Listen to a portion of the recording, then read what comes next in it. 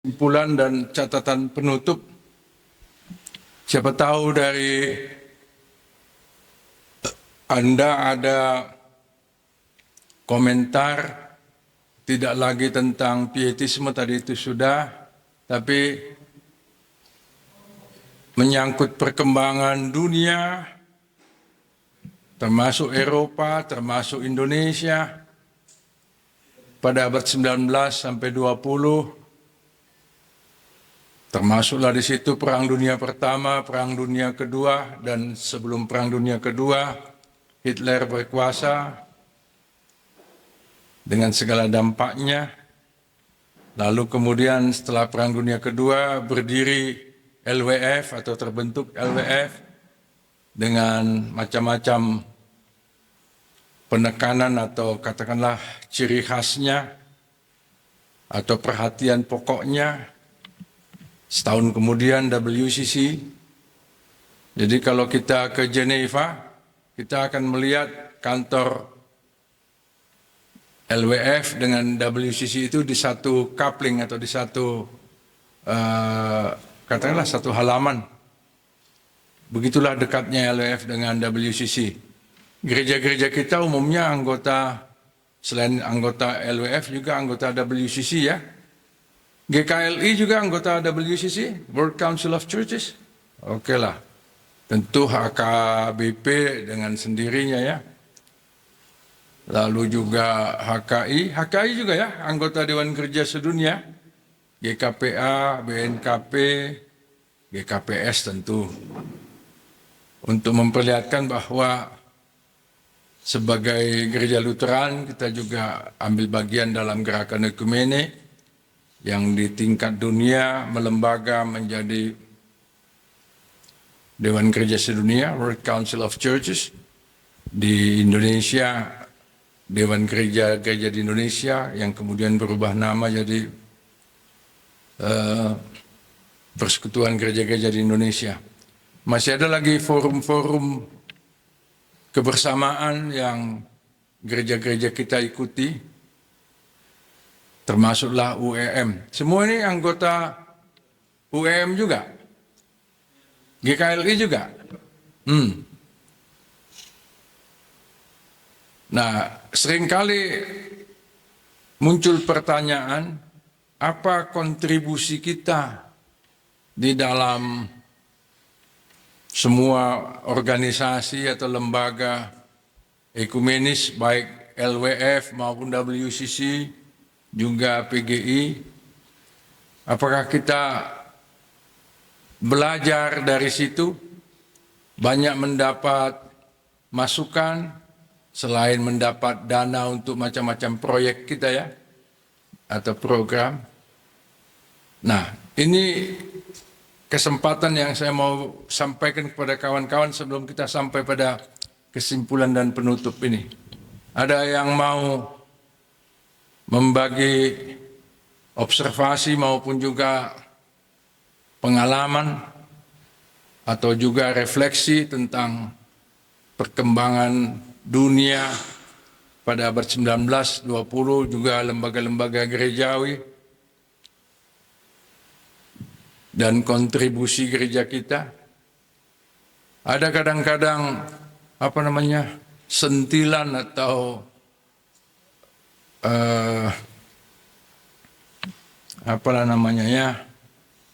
tidak sampai cemooh, mungkin bernada guyon juga.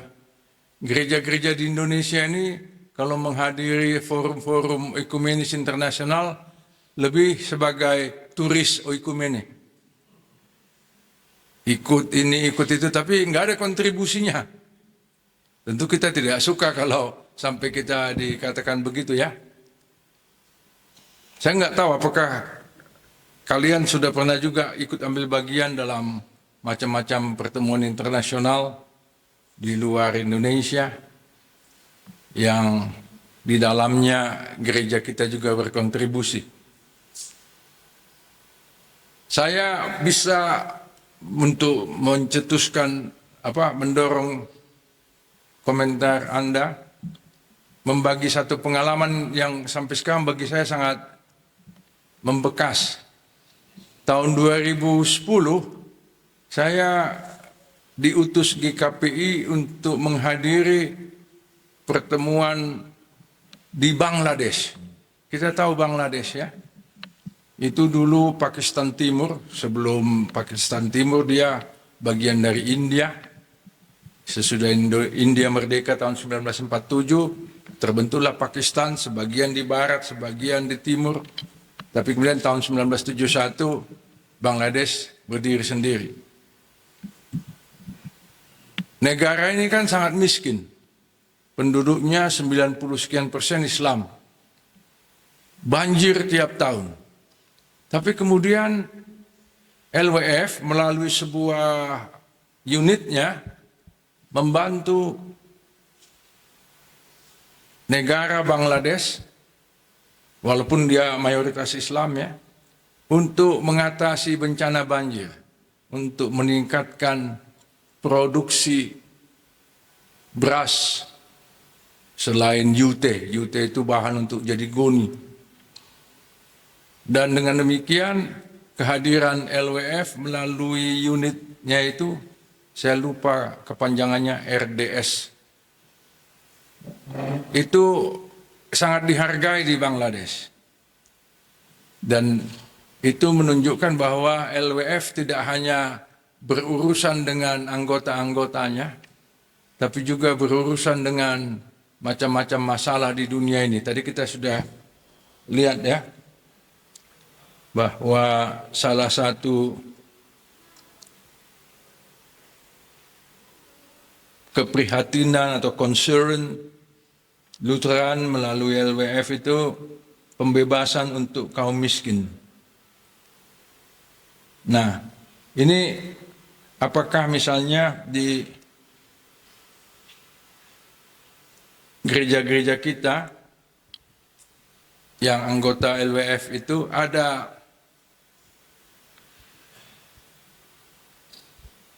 kesempatan atau ada partisipasi kita untuk hal-hal seperti yang dilakukan LWF di Bangladesh itu. Tidak mesti persis seperti itu, tapi toh kehadiran kita menjadi berkat tidak hanya bagi anggota gereja kita, tapi juga bagi masyarakat luas. Sambil ya kita boleh saja tetap mempertahankan semangat dan roh pietisme tadi. Tidak mesti kita pertentangkan semangat pietisme dengan semangat menghadapi bahkan juga memecahkan masalah di tengah kehidupan real. Silakan kalau ada yang mau memberi contoh dari gereja masing-masing. Kayaknya masih belum terangsang juga ya. Saya mau trik apa? Mau picu lagi. HKBP di Nainggolan kalau nggak salah, Samosir, mendirikan lembaga asuhan, mungkin juga sekaligus pendidikan bagi anak-anak korban OTHA, orang dengan HIV/AIDS. Dan itu sepemahaman saya masih berlanjut sampai sekarang, walaupun banyak juga warga masyarakat yang mencemooh, mencerca, ngapain orang-orang HIV/AIDS diurusin. Itu contoh yang saya nggak tahu apakah itu juga HKBP dalam menyelenggarakan itu didukung oleh LWF. ILCA, oh anggota dari LWF ya. Ada kawan-kawan dari HKBP yang bisa melanjutkan informasi tentang lembaga, apa namanya itu? Ada namanya. House of Love. Bagaimana itu didukung juga oleh warga HKBP secara menyeluruh? Atau apakah itu hanya dianggap sebagai proyek yang disumbang oleh luar negeri karena itu urusan ILCL, itu bukan urusan HKBP secara keseluruhan? Apakah misalnya HKBP banyak memberi perhatian dalam rangka penanggulangan dampak ODHA ini? Coba bisa mungkin kawan-kawan HKBP cerita. Satu. Iya, saya melayani di Samosir 2013 sampai 2018 di zaman Inang Preses Pendeta Deborah Pradasinaga. Dan itu diinisiasi oleh Inang Pendeta Preses Deborah. Pendeta Preses yang menginisiasi Iya, House of Love House ini. of Love, karena supaya rumah sakit itu yang sudah mau tutup Rumah bisa sakit mana? Nenggolan. Yang Nenggolan. Itu rumah sakit HKBP. HKBP yang menjadi pos rumah sakit Balige di Balige tentunya, HKBP di Balige. Jadi bukan HKBP Nenggolan yang membangun itu, tetapi rumah sakit HKBP Balige yang Bukan cabang lah katakan. cabang di Nenggolan sesuai dengan misi penginjilan misionaris waktu itu, Prof. Jadi pelayanan di House of Love itu bagian dari HKBP AIDS Ministry yang pusatnya di Balige. Sehingga anak-anak yang ODA ditempatkan di situ dan juga pelayan-pelayannya dilayani oleh Diakones HKBP. Kontribusi dari jemaat itu dilakukan oleh distrik Samosir, distrik 7 dengan melakukan pengumpulan persembahan seluruh huria jemaat yang ada di distrik Samosir untuk membantu kebutuhan dari anak-anak yang ODA. Demikian juga dengan para pelayannya, para pendeta, full timer yang ada di Samosir, sekali sebulan itu mengadakan pengumpulan persembahan di sermon untuk pembelian susu dan makanan tambahan kepada anak-anak ODA. Demikian, Prof. Ya, itu bagi anak-anaknya, tapi bagi orang tua mereka yang menderita penyakit itu, adakah juga perhatian HKBP? Ada kan orang tuanya itu, ada yang ada orang tuanya, ada yang tidak. Kalau orang tuanya itu kayaknya rumah sakit Balige, HKBP AIDS Ministry yang handle itu. Orang tuanya dirawat di rumah sakit Balige. Iya. Karena itu obatnya mahal itu. Iya, tapi udah difasilitasi dari pemerintah juga ada kayaknya. Gratis itu, Ada gratis. dukungan Gratis. pemerintah termasuk dalam hal pengobatan dan Obatan. RT, apa? perawatan. Obatnya itu? Apa?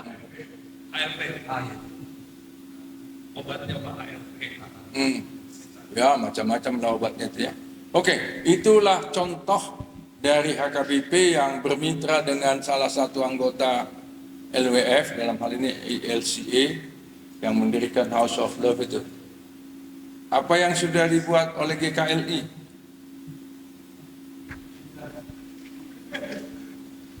Untuk bisa memberi kontribusi bagi masyarakat dengan macam-macam masalah yang terjadi.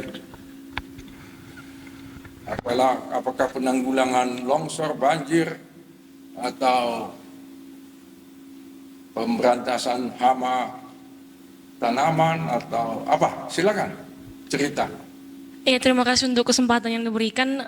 Selama ini GKLI melakukan secara khusus kemarin waktu COVID melakukan bantuan.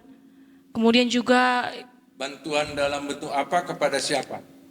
bantuan kepada jemaat yang terkena dampak COVID. Kemudian juga bila kita ingat kemarin gempa yang terjadi di Tapanuli. Gempa yang mana itu? Banyak Bulan gempa. 10, Ya, di bulan Oktober kemarin, Pak. yang 2023. di dekat Bakara itu. Enggak. Apa namanya, si Mahulak apa? Itu Ya. banjir bukan kena gempa, Pak. Yang banjir bandang itu. Apa nama kampung itu? Bakti Raja. Si Mangulak Ya, itu di situ juga GKLI juga ikut berperan melakukan bantuan dari kantor pusat kepada masyarakat yang terkena gempa. Kemudian juga kemarin di Semangulape itu Bakti Raja, kantor pusat juga melakukan bantuan, memberikan sedikit bantuan kepada masyarakat yang terkena dampak banjir. kepada anggota GKLI saja atau juga kepada yang bukan anggota GKLI? Kepada semua yang terdampak, Pak, bukan hanya anggota GKRI saja. Nah, itu kan hal-hal yang terjadi secara insidental ya. Ada gempa, ada longsor. Adakah yang juga dikerjakan oleh GKLI yang sustainable ya, yang berkelanjutan, yang tidak hanya insidental sifatnya? Tadi kalau kita lihat misalnya House of Love itu sudah berapa tahun itu? Sudah lebih 10 tahun kan? Dan masih berkelanjutan ya. Saya nggak tahu apakah OTHA masih terus ada dan bahkan bertambah di sekitar Toba Samosir atau Sumatera Utara.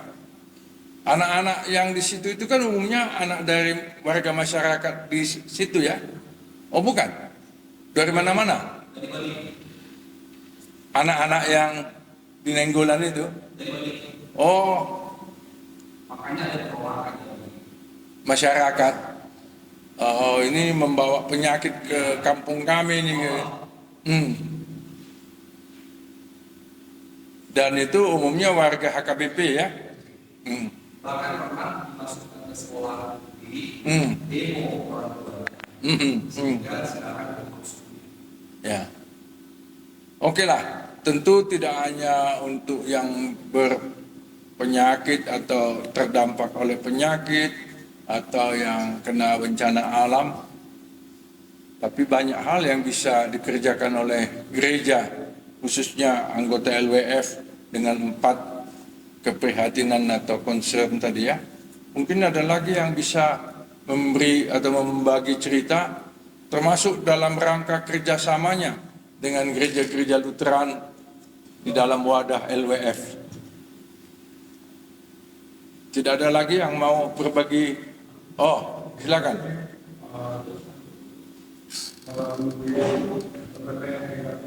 LPPM. Dulu itu Pengmas ya, sekarang. Ya, yang dulunya Pengmas, sekarang menjadi LPPM GKPI. Saat ini sudah membuka, ada banyak pelatihan berbasis kompetensi untuk masyarakat sekitar, bukan hanya untuk warga GKPI. Salah satunya adalah yang sampai sekarang masih berjalan, pelatihan menjahit untuk ibu-ibu, pangkas untuk laki-laki, salon juga untuk perempuan, dan BLKK yang saya pikir dalam hal ini LWF juga ikut berkontribusi untuk itu, penyelenggaraan program ini. Dan juga beberapa yang saya lihat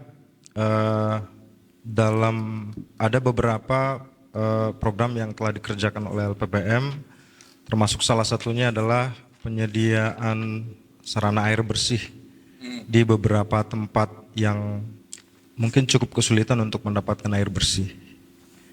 Itu kira-kira, Pung. GKPI lewat LPPM-nya bermitra dengan siapa? Biasanya kan proyek atau program seperti itu atau unit pelayanan seperti itu mendapat dukungan dari mitra ya? Apakah dari LWF atau dari EM atau dari mana? Ada dari LWF, ada juga dari UM, dan beberapa donatur dari luar negeri yang tidak dari mana? Ada beberapa donatur dari luar negeri, tapi kurang tahu jelasnya dari mana. Tapi yang jelas itu adalah hasil dari kontribusi beberapa, bukan hanya GKPI saja, untuk menunjang program ini. Dulu waktu bernama Pengmas itu, yang dipimpin oleh Pak Bangisi Simorangkir sebelum beliau jadi bishop, itu luar biasa peranan Pengmas itu, dan Pengmas itu bermitra dengan banyak pihak di dalam dan di luar negeri, membuka jalan dari Santar naik pos-pos sampai ke mana itu, ke Pacur Batu atau kemana, lalu juga proyek pengadaan ikan atau pembiakan ikan di sungai atau air Sigeaon, lalu juga sempat membuka credit union yang sangat berhasil. Dengan credit union itu GBKP, dia bukan anggota LBF ya, tapi hebat sekali itu Pijer Podi kekelengannya GBKP. Belum ada gereja lain yang bisa mengimbangi itu. Dan yang menarik, itu kan sudah jadi semacam BPR ya, Bank Perkreditan Rakyat. Justru dia berdiri untuk mengatasi atau melawan praktik rentenir. Kemarin kita lihat rentenir itu banyak orang Yahudi, tapi kan orang Batak Yahudi nomor 2 di dunia ini. Makanya sangat berbakat juga orang Batak jadi rentenir. Di Jawa Barat itu rentenir itu sebagian besar orang Batak. Lalu didirikanlah itu Pijer Podi kekelengan, mulai dengan kredit union sampai menjadi BPR, dan omsetnya itu, peredaran uangnya itu sudah triliun sekarang, dan nasabahnya banyak juga yang muslim, pedagang sayur, pedagang kaki lima, tukang becak dan sebagainya. Mereka tidak mau atau tidak bertujuan mengkristenkan kawan-kawan muslim itu, tapi kemudian ada juga di antara nasabahnya itu yang tergerak hatinya melihat kesungguhan orang Kristen melayani mereka, lalu juga ya menjadi anggota gereja. Tapi bukan itu tujuan utama itu. Nah, gereja-gereja lain di Sumatera Utara entah bermitra dengan siapa, banyak juga yang mencoba membangun kredit unionnya. Tapi ada satu kelemahan dari gereja-gereja di Sumatera Utara, saya duga banyak juga di antara mereka itu anggota LWF, tidak mampu melakukan manajemen secara baik, termasuk manajemen keuangan, manajemen administrasi, manajemen program.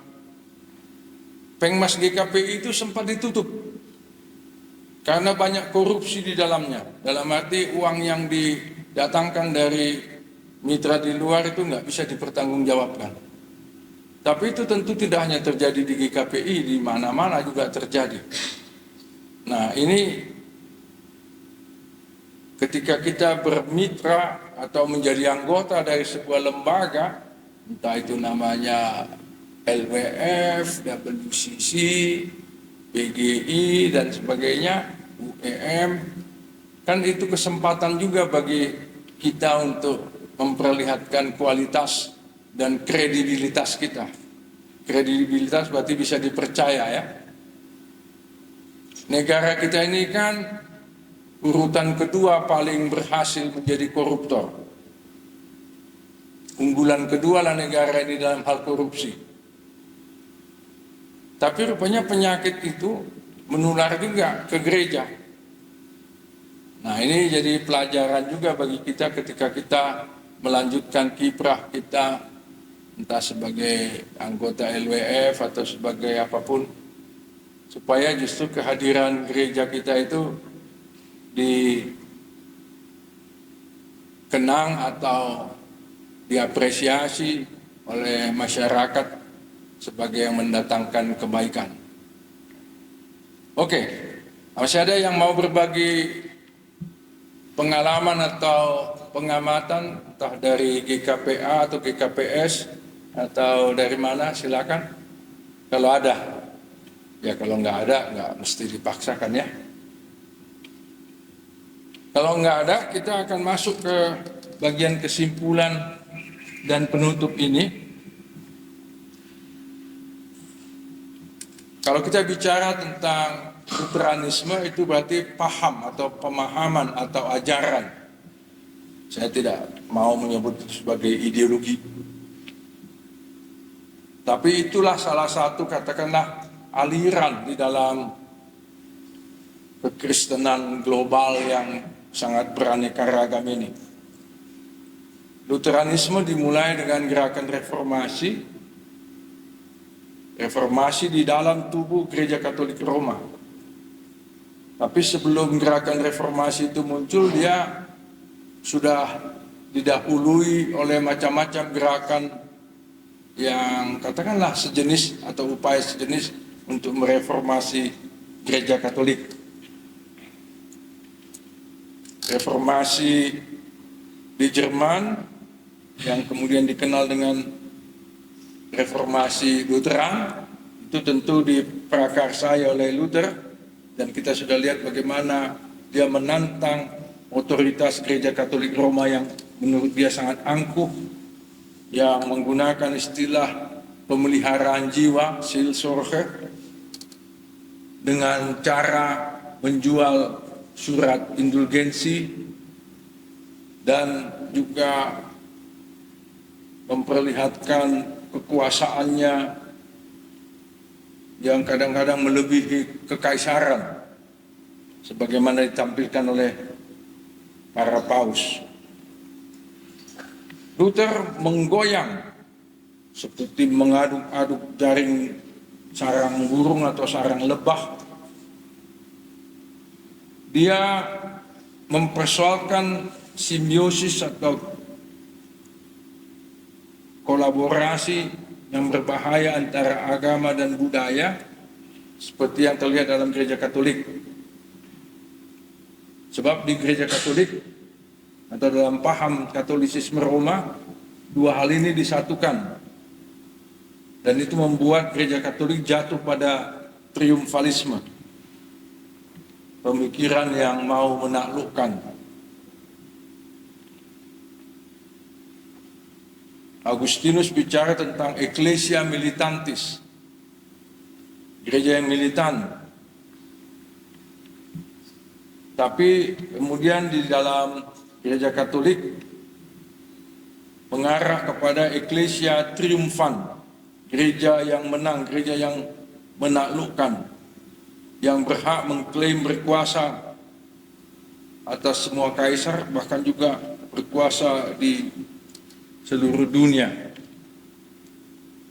Nah, kita sudah lihat bagaimana reformasi Luther itu belajar dari macam-macam, entah itu pemahaman ataupun ilmu atau tradisi, termasuklah humanisme yang antara lain diperlihatkan oleh Erasmus, Desiderius Erasmus dari Belanda itu.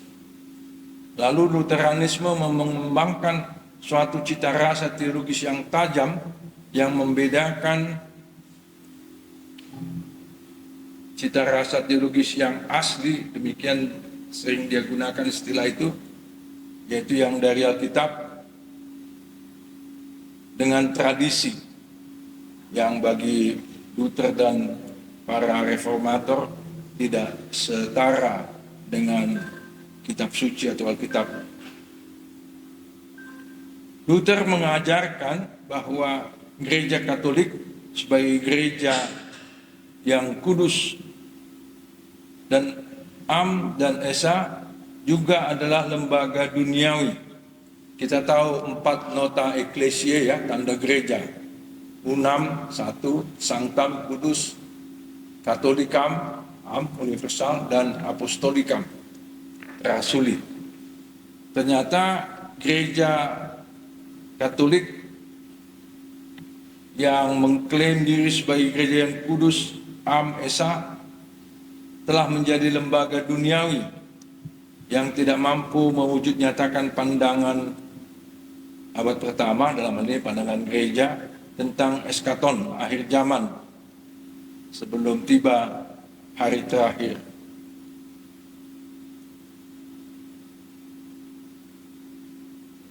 Ada ungkapan-ungkapan budaya di dalam gereja Katolik Roma yang dikaitkan dengan Tuhan yang bangkit dan hidup, yang terlihat dalam garis pemberitaan firman dan pelayanan sakramen. Itu tentu mestinya sangat baik, karena dengan demikian diperlihatkan atau dicerminkanlah keesaan Kristen di tengah-tengah kepelbagaian gereja dalam tradisi manusia. yang memahami diri berada dalam barisan Protestan, lalu merasa benar, bahkan paling benar, dan juga ingin berkuasa. Semangat atau niat atau kegemaran berkuasa itu kita lihat banyak juga di gereja-gereja yang mengaku Lutheran. Konflik di antara para reformator dan juga di antara pengikut Luther sendiri sedikit banyak dimulai oleh Luther sendiri. Kalau tadi kita bilang di gereja kita banyak konflik dan sebagainya, kita mau belajar dari para pengikut Luther bagaimana menyelesaikan konflik, antara lain dengan merumuskan rumus Concord. Tapi sebenarnya Luther yang kita ikuti itu juga doyan berkonflik. Sehingga mungkin kita belajar berkonflik dari Luther.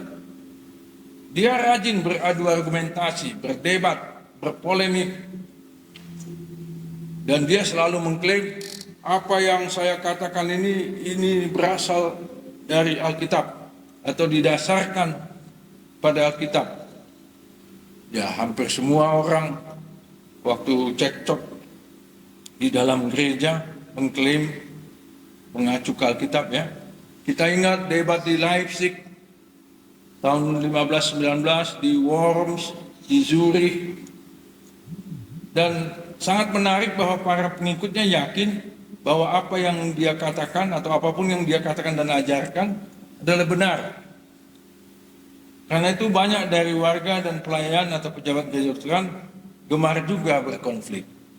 Ini antara lain kita temukan dalam sebuah tulisan dari Akbar Yumi dan Bunga Siagian, memancing polemik. Itu juga dicatat, oh ini bukan 2027 ya, 2007. 2017 itu Martin Luther, Musa Jerman. Di situ Romo Edi Kristianto mengatakan memang Martin Luther ini hebat. Antara lain kehebatannya dalam berdebat, beradu argumentasi, dan berkonflik. Walaupun Luther piawai dalam beradu argumentasi bahkan berkonflik, tapi dia tidak menyetujui penggunaan kekerasan dan kekacauan. Makanya dia tidak setuju atas pemberontakan petani di bawah pimpinan Thomas Müntzer maupun aksi-aksi kaum Anabaptis. Ia menginginkan dan mengimbau damai.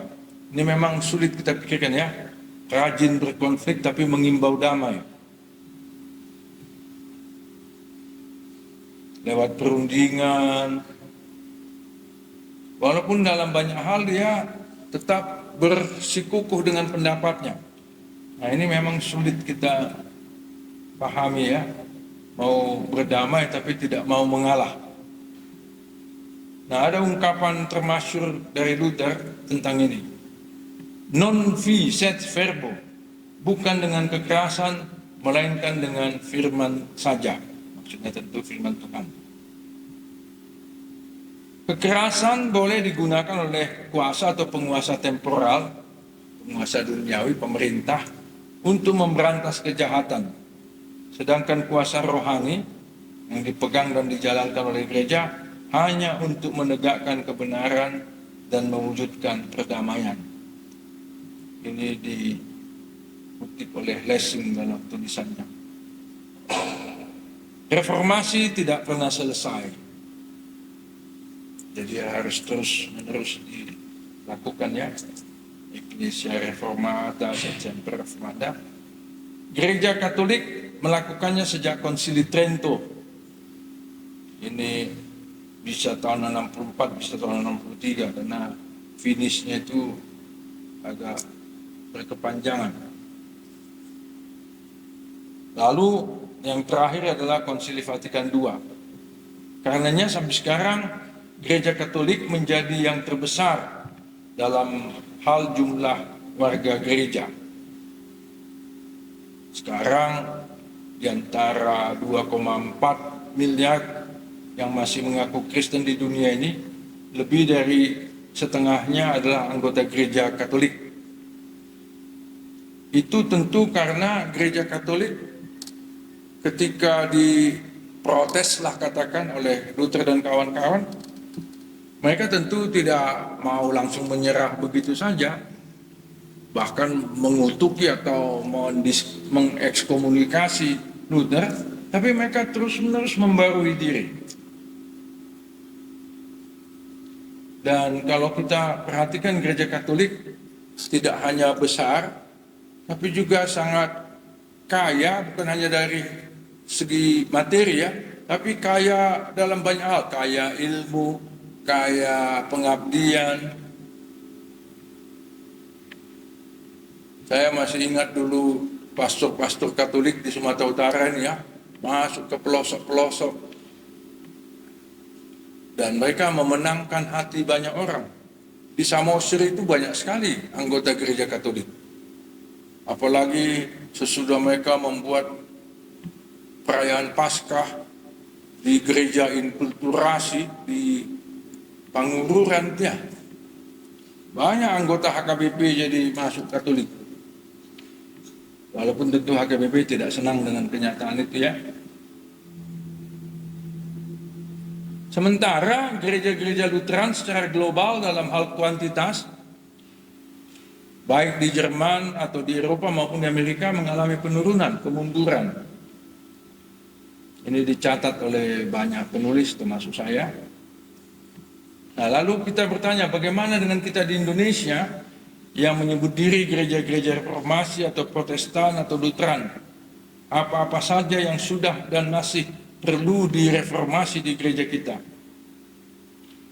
Kenapa banyak kalangan di gereja-gereja yang tidak menyukai reformasi di berbagai bidang? Saya tunjukkan di sini bukunya Paulus Lee ya, Mereformasi Gereja. Di situ dia bilang, tidak semua warga gereja maupun pelayan gereja suka reformasi. Mereka suka mempertahankan status quo. Yang ada ini sudah bagus, ngapain diubah-ubah? Ketika Luther mencanangkan reformasi dan menyingkapkan berbagai skandal dan keburukan di lingkungan gereja Katolik Roma, berbagai kalangan di gereja Katolik Roma dari paus hingga penguasa politik yang mendukung gereja itu menyatakan Luther pemberontak, bidat, penyesat, ajarannya sesat dan harus diberantas, dan dia layak dihukum mati. Tetapi seiring berjalannya waktu, kemudian kalangan gereja Katolik mengakui dan menghargai apa yang dilakukan dan diajarkan Luther. Ada berbagai hal yang memperlihatkan hal itu ya, termasuklah deklarasi bersama antara LWF dan gereja Katolik tentang pembenaran oleh iman, juga tulisan-tulisan kalangan Katolik. Di antara gereja-gereja Protestan, termasuk gereja-gereja evangelikal atau Injili, ada yang menilai gereja Katolik sebagai yang tidak alkitabiah. Bahkan HKBP dengan konfesi 1951 masih menyebut Katolik sesat. Dan itu masih tetap dipertahankan oleh HKBP ya. Namun menurut saya ke depan penting kita saling menghargai dan menghormati, bahkan bekerja sama dengan banyak bidang, dalam banyak bidang. Kalangan Protestan termasuk gereja-gereja di Indonesia yang mendaku Lutheran, kita lihat ya, perlu lebih banyak belajar dari kalangan Katolik. Reformasi juga mencakup politik dan sangat mendasar, antara lain mengakhiri konspirasi gereja dan negara yang sudah berlangsung sejak Konstantinus Agung. Tapi kita dihadapkan pada pertanyaan juga, apakah dan dalam arti apa serta sampai sejauh mana gereja termasuk pejabat atau rohaniwan, entah kita mau sebut pendeta atau imam, klerus, boleh berpolitik. Apakah kita juga boleh berpolitik praktis, menjadi pengurus atau anggota parpol, menjadi anggota dewan, entah DPR ataupun DPD? Apakah gereja perlu menyelenggarakan pendidikan politik bagi para warga dan pelayannya? Kalau perlu, hal-hal apa yang perlu disampaikan atau yang menjadi muatan kurikulumnya? Cukup banyak gereja di Indonesia yang sudah menyelenggarakan pendidikan politik, termasuk melalui PGI. Ketika saya menjadi salah satu ketua PGI, saya juga pernah ikut ambil bagian dalam pendidikan politik yang diadakan oleh PGI. Tapi ya sekali lagi, apakah itu untuk mempersiapkan warga dan pelayan gereja jadi entah jadi bupati, jadi gubernur, jadi anggota DPR, atau bukan itu? Justru mempersiapkan warga dan pelayan gereja untuk berperan secara nyata, berkontribusi bagi pembangunan bangsa ini tanpa harus menjadi pejabat. Di beberapa kali penyelenggaraan pemilu di Indonesia ini, banyak warga gereja menjadi ini itu ya, tapi tidak hanya warga gereja, banyak pendeta juga ikut jadi calon. Pernah pendeta GKPI menjadi calon wakil bupati di Tapanuli Utara, tapi kalah. Pendeta GBKP calon bupati di Tanah Karo. Saya nggak tahu siapa yang menang. Dulu pernah Gubernur Sumatera Utara ini pendeta dari Nias itu, pendeta PR Talaum Banua. Tapi dia bukan lewat pemilu itu. Saya lupa prosesnya, pokoknya kemudian dia jadi gubernur lah. Nah, ini menjadi tanda tanya tentu bagi kita, atau menjadi pertanyaan yang perlu kita jawab.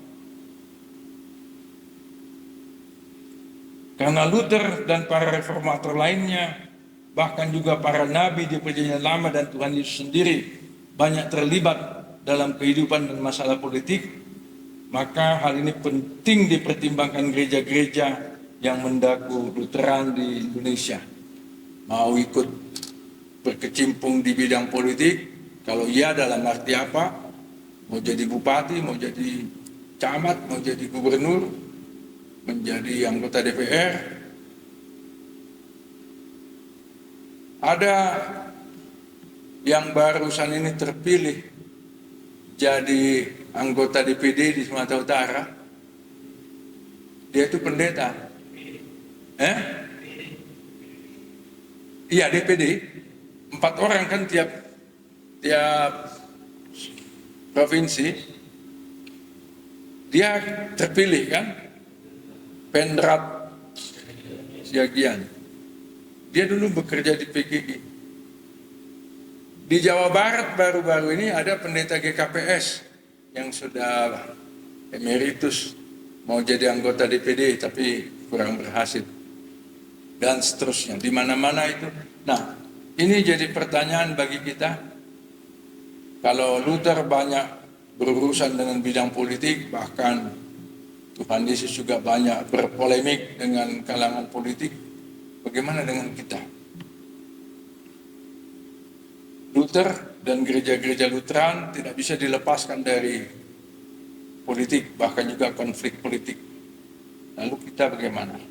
Saya akhiri di sini supaya ada dalam waktu yang tersisa ini sekitar 17-18 menit di antara Anda yang mau sharing pendapat bagaimana di gereja kalian, sejauh mana warisan Luther dan Lutheran itu dipelihara dan dikembangkan, termasuk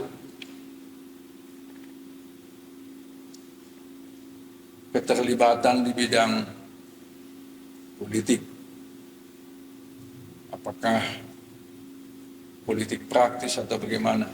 Kalau tentang kebiasaan Luther berdebat dan berkonflik itu ya sudah kita bahas tadi ya. Kita anggaplah itu juga satu warisan dari Luther ya. Walaupun secara tidak langsung dia mengajarkan itu pada kita.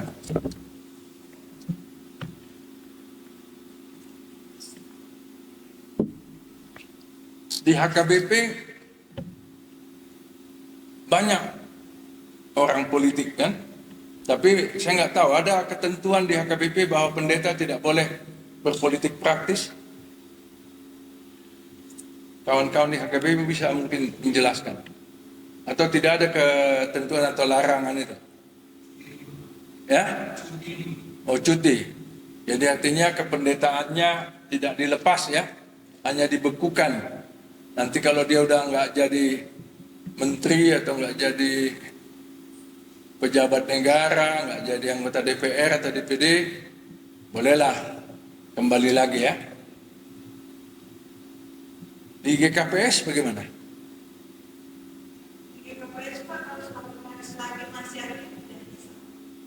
Oh ya, artinya tidak seperti yang di HKBP cuti dulu, nggak.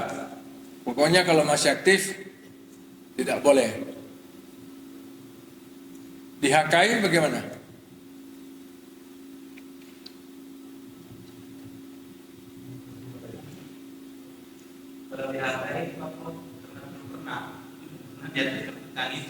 Oh, nggak pernah diatur tentang itu.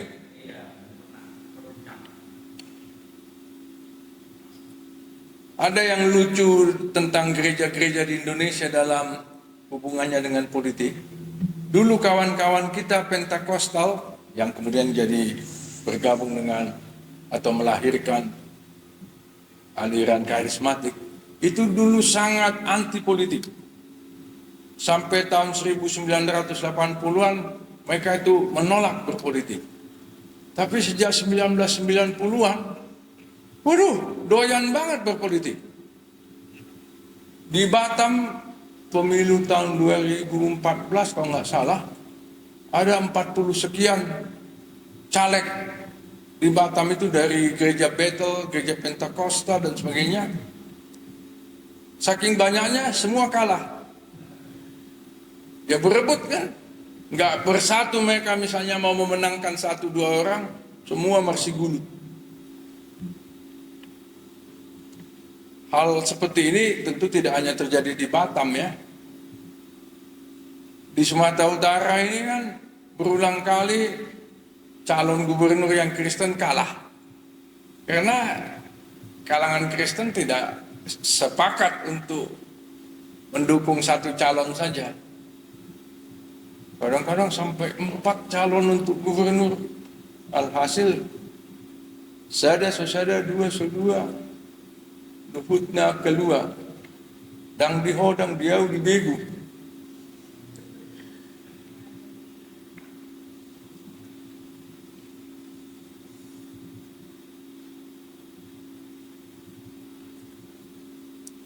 Ada lagi yang sudah capek kalian semua ya, saya juga. Oke, Pak Pane dari GKPA.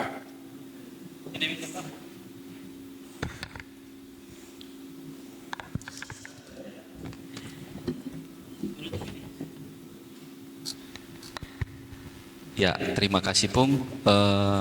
Karena ini adalah baru saja melewati pesta demokrasi, tentunya pesta politik. Jadi memang ada pergumulan bagi, kalau dikatakan bagi saya sendiri iya, bagi GKPA pun bisa dikatakan iya.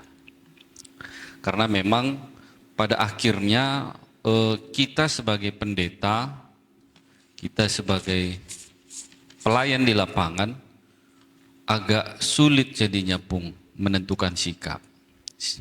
Satu contoh kasus adalah ketika beberapa warga jemaat GKPA ikut di pesta demokrasi, mendaftarkan dirinya. Pesta demokrasi lama itu jadi caleg atau Iya, maksudnya ikut menjadi calon anggota legislatif.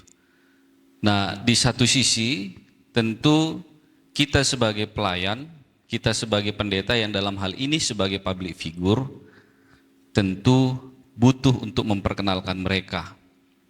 Kita sebagai pendetanya mereka tentu adalah orang yang pertama yang seharusnya menjadi pendukung dalam menyuarakan kesiapan mereka menjadi calon anggota legislatif. Namun acap kali di fakta lapangan ini kan menjadi buah si malakama Pung. Kalau katakan karena ada 2 yang ikut, oke lah fine. Tapi kalau hanya 1 pun, seolah-olah pada akhirnya kependetaan kita, saya yakin Luther pun belum mengalami ini di masa itu. Karena memang ini juga menjadi sikap yang belum bisa mampu diputuskan di kalangan gereja, khususnya di kalangan GKPA. Kita tidak tahu mana batasan yang politik praktis, kita tidak definisikan itu, kita tidak tahu yang mana yang disebut dengan sikap politik, kita tidak tahu yang mana yang namanya pernyataan politik, sehingga memang ketika pada akhirnya jemaat kita ini yang menjadi calon anggota legislatif tidak menang, oleh karena memang pada akhirnya jemaat itu pun pada akhirnya tidak memilih dia. Nah, di sini kadang yang pada akhirnya menjadi kebuntuan tersendiri. Ketika mereka datang, kita katakan sajalah berpastoral counseling, ya memang agak dilema untuk memberikan penguatan kepada mereka, karena mungkin kita sendiri pun tidak melibatkan diri di proses itu. Paling salah satu tindakan yang pernah dilakukan oleh GKPA adalah mengundang para calon legislatif, memberangkatkan mereka di dalam doa, sudah, hanya sebatas itu. Mendoakan itu. Mendoakan, Pung. Tidak sekaligus mendoakan dalam arti merestui. Bahasa yang dipakai adalah memberangkatkan, Pung. Iya, Pung. Jadi kalau mendukung atau tidak mendukung memang pada akhirnya kan sifatnya menjadi objektif, ya terserah kepada Anda mau pilih siapa, kan begitu. Namun kan kadangkala itu kan menjadi, bisa dikatakan batu sandungan, bisa mungkin dikatakan jadi sikap yang abu-abu, karena ya pengalaman pesta demokrasi ini hampir bisa dikatakan seluruh calon anggota legislatif dari GKPA tidak ada yang menang, oleh karena pemahaman seperti itu. Pada level nasional atau daerah? Nasional dan daerah, Pung. Ada juga yang mencalonkan diri. Iya, Pung. Makanya saya sendiri pun bergumul dengan ini, Pung. Kira-kira melalui pengalaman Martin Luther ini, sikap seperti apa yang seharusnya dimiliki oleh para pelayan di lapangan terkait dengan situasi seperti ini, Pung? Terima kasih, Pung. Ya, jadi kalau kita mau melihat apa yang terjadi dengan Luther atau apa yang dilakukan oleh Luther, itu kan konteksnya sangat berbeda dengan konteks kita ya. Jadi nggak bisa kita katakan dalam hal sikap terhadap politik kita harus bulat-bulat atau mentah-mentah meniru Luther. Luther melawan kaisar, tapi dia juga didukung oleh raja wilayah, Elektor Frederick. Dan dalam perkembangan selanjutnya, gereja Lutheran juga terus-menerus berada dalam dinamika ini. Kalau pejabat pemerintah itu, entah itu kaisar atau raja wilayah atau siapapun, itu adalah orang Katolik, maka Luther dan pengikut-pengikutnya melawan itu. Tapi kalau nanti di banyak tempat penguasa menjadi orang Protestan atau Lutheran, itu tentu sangat didukung. Saya sudah jelaskan kemarin mungkin ya. Negara-negara Skandinavia itu Denmark, Sweden, Norwegia, Finlandia, itu semua boleh dikatakan menjadi negara Lutheran. Hampir semua penduduknya anggota gereja Lutheran, tentu termasuk raja atau kemudian kalau dia berubah dari kerajaan menjadi republik, presidennya. Dan dengan demikian juga pejabat-pejabat gereja Lutheran di sana banyak menjadi pejabat pemerintah. Tapi ya itu sekali lagi konteks di sana, nggak bisa kita begitu saja mentransfer itu ke lingkungan kita di Indonesia. Maka mungkin yang bisa kita pedomani bukan terutama Luthernya ya. Kita lebih baik bercermin kepada apa yang dikatakan oleh Tuhan Yesus maupun juga Rasul Paulus atau Rasul lain. Mengakui, menghormati pemerintah, tapi tidak begitu saja mau mengaminkan apa yang dilakukan pemerintah, bahkan harus berani juga menyatakan tidak ketika pemerintah melakukan ketidakadilan atau penindasan atau macam-macam perbuatan yang bertentangan dengan firman Tuhan. Ya, kita harus lihat bahwa dalam arti tertentu Yesus itu kan korban politik, konspirasi politik Yahudi dengan Romawi. Tapi dia tidak mengelak dari situasi itu, dia hadapi itu, dia jalani itu.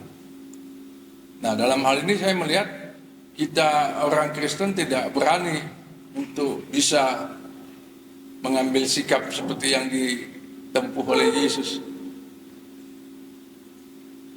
Mungkin ada juga ya yang berani satu dua, misalnya waktu kita menyebut di Bekennende Kirche di Jerman dengan gereja yang melawan Hitler itu.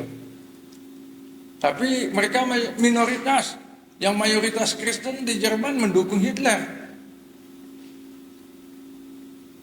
Karena itu menjadi, katakanlah, pertanyaan yang harus terus-menerus dari waktu ke waktu kita pergumulkan. Kita tidak bisa memberi jawaban yang baku yang sekali kita katakan itu berlaku sepanjang zaman. Dengan demikian kita sudah menyelesaikan. Terima kasih atas ketabahan Anda. Semoga apa yang kita bicarakan dalam 3 hari ini ada manfaatnya.